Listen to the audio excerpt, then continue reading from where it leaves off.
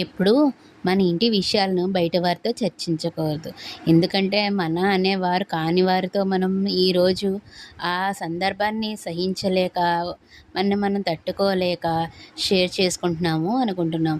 కానీ మన విషయాలను మనమే కంట్రోల్‌లో ఉంచుకుని బయటికి చెప్పకుండా ఉండలేనప్పుడు ఎదుటివారు ఎలా ఉంటారు? అందరు మనుషులు ఎప్పుడూ ఒకేలా ఉండరు కదా! ఇప్పుడు నీ అవసరం ఉన్నప్పుడు వారు ఒకలా ఉండొచ్చు. రేపు నీ అవసరం లేనప్పుడు, లేక నువ్వు నచ్చనప్పుడు, లేక నీ పరిస్థితి చాలా బాగున్నప్పుడు ఆ మనుషులకి మనం నచ్చము. ఎందుకంటే మనం బాగుంటే వాళ్ళకి నచ్చదు కాబట్టి. అలాంటప్పుడు అలాంటి వారికి అన్ని విషయాలు చెప్పడం వలన ఏమవుతుంది? ఈరోజు నువ్వు చెప్పినప్పుడు సందర్భం ఒకలా ఉండొచ్చు.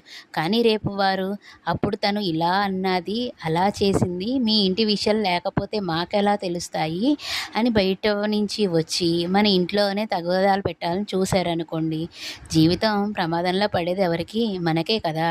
అందుకే ఎవరిని గుడ్డిగా నమ్మొద్దు. ఓదార్పు కావాలంటే నీ మనసుతో నువ్వే మాట్లాడుకో.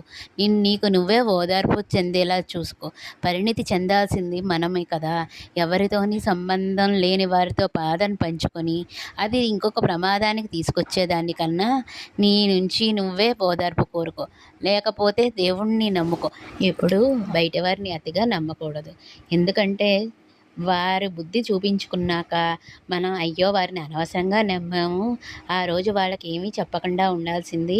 ఆ రోజు చెప్పడం వల్లనే ఈరోజు నా పరిస్థితి ఇలా అయ్యిందని పరిస్థితి చేజారిపోయాక బాధపడడం కన్నా ముందు నుంచి తెలివితేటలతో ఎవరు ఎటువంటి వారో పూర్తిగా అంచనా రానంత వరకు ఎవరికీ ఎవరి విషయాలు చెప్పకూడదు. నిజమే కదా!